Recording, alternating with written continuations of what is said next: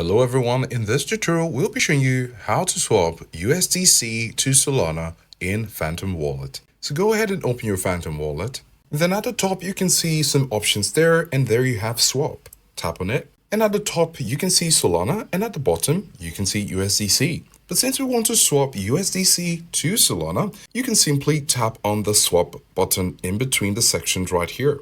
And there you have USDC over to Solana. In case you don't have USDC seen, you can tap on here where you have the cryptocurrency, and then you're going to search for it right there. But since we have it, we just use the swap button right there, and it changes which is changing from into the other. And so we have USDC and Solana, and you can put in the amount. And then when you do that, you can tap at the bottom to complete your transaction. Of course, in this case, we don't have enough USDC, but when you do, because you want to do it, you can tap on the button there because it will be ready for you. Go ahead and complete the transaction and it will be swapped in a few moments. So this is how to swap USDC to Solana in Phantom Wallet.